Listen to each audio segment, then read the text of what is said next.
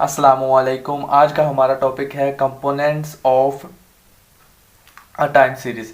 तो हमारे पास क्या है, यहाँ पर कंपोनेंट ऑफ टाइम सीरीज हम करने लगे हैं। तो हमारे पास एक टिपिकल टाइम सीरीज में be regarded as composed of four basic types of movement.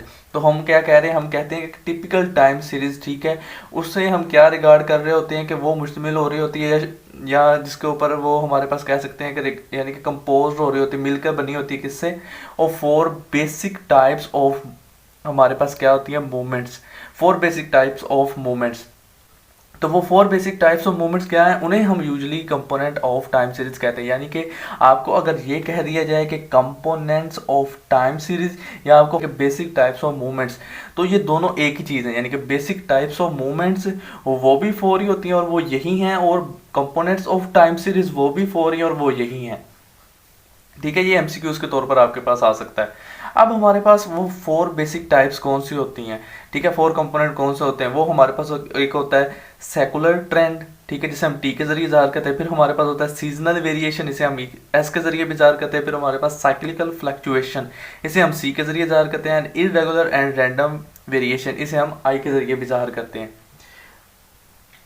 तो हमारे पास जो कंपोनेंट होते हैं, ये वाले कंपोनेंट हम अज्यूम इन्हें करते हैं कि ये outcome of distinct cases of variation, यानी कि हमारे पास जो मुख्तलिफ किस्म की वेरिएशन आ रही होती है, हम अज्यूम करते हैं कि ये वो यही कंपोनेंट होते हैं। किस किस्म की, अगर देखें मैंने ये 3-4 डायग्राम बनाई है, तो हमारे पास इस किस्म की वेरिएशन भी हो सकती है, इस किस्म की भी हो सकती थी, इस किस्म की वेरिएशन भी आ सकती थी, या इस किस्म की वेरिएशन भी आ सकती थी। तो ये चारों हम स्टडी करेंगे, इनके अंदर ही कंपोनेंट हम डायग्राम बनाकर ही। इसके अलावा हमारे पास एक इरेगुलर के लिए भी आ सकती थी कि अगर हमारे पास डाटा, अगर मैं यहाँ पर आपको बना दूँ, तो ये देखिए डाटा हमारे पास अगर ऐसे जा रहा है तो अचानक ही फ्लक्चुएट हुआ है नीचे, ठीक है। तो ये हमारे पास क्या थी, एक इरेगुलर वेरिएशन, कि बिल्कुल अचानक हमारे पास कोई चीज़ आ गई। तो वो हम आगे करेंगे, कंपोनेंट आपको सारा पता चल जाएगा। तो अब देखें, अब इन कंपोनेंट को हम, ये भी जरूरी नहीं है कि all of these components are not necessary present. अब इसका मतलब ये है कि ये जरूरी नहीं है कि ये चार के चार कंपोनेंट ही हमारे पास प्रेजेंट हो, किसमें, all time series occurring in a practice. अगर हमारे पास एक रियल लाइफ में अगर हम कोई टाइम सीरीज बनाते हैं, तो उसका मतलब ये नहीं कि चार के चार कंपोनेंट ही उसके अंदर प्रेजेंट हो, ये भी जरूरी नहीं है। अब हम इसकी पहली टाइप के बारे में स्टडी करते हैं कि पहली टाइप क्या है। तो हम सेकुलर ट्रेंड के बारे में अब देखते हैं। तो सेकुलर ट्रेंड की हम बात कर रहे थे। अब देखें तो ये हमारे पास क्या होता है, is a long term movement होती है हमारे पास, that persist for many years. Persist for many years यानी कि ये बहुत देर तक, यानी कि बहुत सालों तक हमारे पास क्या रहती है, कायम रहती है, साबित कदम रहती है। अगर यानी कि ये इंक्रीजिंग ऑर्डर में हमारा ट्रेंड लाइन इंक्रीज की तरफ जा रही है, तो ये हमें काफ़ी सालों तक इंक्रीज दिखा रहा है। अगर डिक्रीज की तरफ जा रही है तो डिक्रीज दिखा रहा है, वो हम देखते हैं अभी। And indicate the general direction of change of observed values, यानी कि हमारे पास जो वैल्यूज की चेंज आ रही है, हम उसकी क्या बता रहे हैं, इसे जनरल डायरेक्शन बता रहे हैं।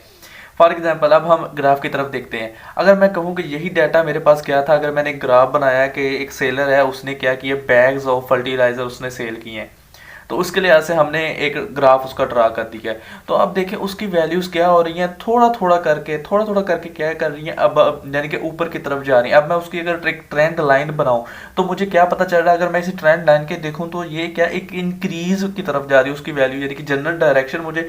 अब ये मेरे पास क्या हो सकता है, 10 साल का डाटा हो सकता है, 12 साल का डाटा हो सकता है, उसने सेल किया है, तो उस हिसाब से मैंने आपको ये बना के दिया है। तो ये एक रफ एग्जांपल थी, आप इसके जरिए समझ सकते हैं कि हमारे पास क्या होती है कि जनरल इंक्रीज के बारे में बता रहा है। तो यहाँ पर एक क्वेश्चन पैदा होता है, क्या सिर्फ यही है कि ये हमें एक जनरल इंक्रीज हमें ये सिर्फ यही बताएगा कि वो अपवर्ड हो रही है, यानी कि इसका मतलब क्या है कि वो हमारे पास फ़ायदा हो रहा है, तब हमें हमारे पास इंक्रीज़ हो रही है वैल्यू, तभी हमें बताएगा। ऑब्जर्वेशन की वैल्यू क्या डिक्रीज़ की तरफ नहीं बताएगा। तो बिल्कुल वो, अगर आपके पास इस तरह की शेप भी अगर आपके पास बन रही है, देखें एक जनरल डायरेक्शन आपके पास इस तरह की भी बन रही होती लॉन्ग रन में, तो उसने इसे भी बता देना था कि ये हमारे पास क्या कर रही हैं, अब फॉल हो रही हैं आपकी वैल्यूज़ नहीं, यानी कि आपको नुकसान हो रहा है अगर आप देखें तो।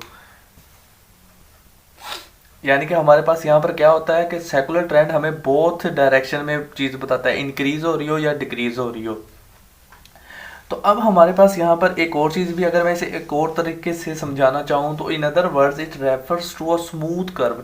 क्योंकि देखिए ये हमारे पास क्या थी, यहाँ पर वेरिएशंस आ रही थी, हमारे पास ऊपर नीचे वेरिएबल्स आ रही थी, तो उसने क्या किया, एक स्मूथ कर्व बना दिया। उसके बाद में उसमें क्या कर रहा है कि broad movement of time series in the same direction showing a gradual rise or fall within the data। अब जो वो हमारे पास स्मूथ कर्व बना रहा है ना हमारे पास, वो हमें क्या बता रही है, वो हमें ग्रेजुअल यानी कि थोड़ी थोड़ी इंक्रीज जैसे आ रही है, वो हमें सभी बता रहा है कि थोड़ा थोड़ा करके हमारी इंक्रीज की तरफ से आ रहा है, या हमारे पास फॉल हो रही है हमारा, ठीक है, डाटा के अंदर आ रही है। तो वो हमें इस तरह यानी कि जिस हिसाब से हमारी टाइम सीरीज का डाटा जा रहा होगा उसी डायरेक्शन में, अगर हमारे पास डाटा अपवर्ड्स यानी कि इसकी तरफ जा रहा है, हमारे पास राइज कर रहा है, तो उसने भी हमारे पास जो स्मूथ कर्व बनानी थी वो राइज की तरफ बना देनी थी, यानी कि सेम डायरेक्शन में बनाएगा। अगर हमारे पास फॉल कर रहा है तो उसने भी फॉल की तरफ बना देनी थी। अब इसके बाद में एक और चीज़ इसमें ये है कि जो हमारे पास सेकुलर ट्रेंड है वो डोमिनेट करता है अदर वेरिएशंस को इन द लॉन्ग रन। क्योंकि देखें अगर हमारे पास एक वेरिएशन, यहाँ पर ही मैं इसी की वेरिएशन अगर मैं बनाना चाहूँ एक और, तो देखें अगर ऐसे करते करते मेरे पास एक वेरिएशन बिल्कुल ऐसे आ गई है, फिर अब नॉर्मली चल रहा है काम। तो अब यहाँ पर जब मैं बनाऊंगा, देखें ज़रा, अब मुझे पता है कि इंक्रीज आ रही है, लेकिन ये एक जो इरेगुलर वेरिएशन इसमें आई है उसने उसे क्या है, उसे डोमिनेट किया है यहाँ पर। तो यहाँ पर हमें ये भी पता चल गया कि ये इरेगुलर, ये हमारे पास जो होता है सेकुलर ट्रेंड, वो डोमिनेट्स करता है अदर वेरिएशन को, किसी किस्म की अगर हमारे पास वेरिएशन आ रही है उसे डोमिनेट करता है इन द लॉन्ग रन। और हमारे पास ये जो होती है covers a fairly long period of time. इसका मतलब ये है कि हमारे पास ये काफ़ी अरसे के लिए, जो यानी कि हमने पहले ही कहा है कि परसिस्ट फॉर मैनी ईयर्स, ये नहीं होता कि हमारे पास एक वेरिएशन आ रही है तो ये यहाँ पर अगर मैं आपको एक डाटा बना के दूँ कि ये 4 साल के लिए अगर देखें तो हमारे पास ये वैल्यूज़ बढ़ रही हैं, फिर उसके बाद में ये डिक्रीज होना शुरू हो गई हैं, तो बिल्कुल नहीं, ऐसे नहीं। ये Fairlie long period of time के लिए हम इसे कवर करते हैं, तो वो कितना हो सकता है, वो हमारे पास लेस देन 10 नहीं होना चाहिए, 10 हो, 10 से ग्रेटर हो तो वो ठीक है। तो अब हमारे पास ये लॉन्ग टर्म जो ट्रेंड होता है, ये खासियत हमारे पास ज़्यादातर किन वेरिएबल्स में हमारे पास होती है, ये इकोनॉमिक वेरिएबल जो होते हैं उनके अंदर होती है। जैसे कि हमारे पास सेल्स हो जाती हैं, ठीक है, उसके बाद में प्राइसेस हैं हमारे पास, सेल प्राइसेस, इंडस्ट्रियल प्रोडक्शन हमारे पास हो जाती है, कैपिटल फॉर्मेशन हमारे पास हो जाती है। तो इन किस्म के जो हमारे पास वेरिएबल होते हैं इकोनॉमिक, ठीक है, वेरिएबल, इनके अंदर हमारे पास ये यानी कि लॉन्ग टर्म ट्रेंड हमारे पास बन रहा होता है। इसके बाद में हम इसे यानी कि इससे हमें हेल्प क्या मिल रही होती है, इससे हमें हेल्प ये मिल रही होती है कि हम चेंज ऑफ रेट, ठीक है, चेंज ऑफ रेट इसके जरिए हम निकाल सकते हैं फॉर फर्दर एस्टिमेट के लिए हम इसके जरिए चेंज ऑफ रेट निकाल सकते हैं। तो अगर मैं इसकी आपको एक दो एग्जांपल्स अगर आपको रियल लाइफ बताऊं, तो अगर मैं कहूं कि general decline of sales of cotton, तो अब ये किसकी एग्जांपल है, जनरल डिक्लाइन ऑफ किसकी, सेल्स ऑफ कॉटन। तो देखें हमने पहले क्या है कि ये हमें क्या बताता है, जनरल डायरेक्शन बता रहा होता है। तो डिक्लाइन हो रही है, यानी कि हमारे पास अगर किसी बंदे ने कंपनी बनाई है तो उसकी इस तरह देखें, उसकी इस तरह वेरिएशन जा रही है। अगर ये 5 साल यानी कि 12 साल की है, 13 साल की उसने किस हिसाब से ली है, तो वो जो हमने लिया तो हमें पता चल रहा है जनरल डिक्लाइन हो रहा है। तो इसे हम क्या कहेंगे, ये हमारे पास एग्जांपल है सेकुलर ट्रेंड की। तो अगर इसी की मैं एक और एग्जांपल लेना चाहूँ तो मैं ये भी कह सकता हूँ the consistent increase in production. अब देखें कंसिस्टेंट इंक्रीज इन प्रोडक्शन यानी कि क्या हो रहा है, अब देखें यानी कि वो कंपनी, जाहिर बात है उसकी सेल ज़्यादा हो रही है तो वो ज़्यादा प्रोडक्शन बना रही है ना, तो इसका मतलब क्या है कि उसकी कंसिस्टेंट इंक्रीज आ रही है। तो कंसिस्टेंट इंक्रीज भी हमें क्या बताएगी कि जनरल डायरेक्शन उसकी क्या हो जाए, यानी कि आप देखें यहाँ पर कंसिस्टेंट इंक्रीज आ रही है, बाद में हमने इसकी जनरल एक डायरेक्शन बता दी है, तो वो हमें पता चल रहा है कि क्या हो रहा है, हमारे पास राइज हो रही है। तो ऐसे ही हम यहाँ पर भी बताएंगे कि ये भी हमारे पास किसकी एग्जांपल है, सेकुलर ट्रेंड की।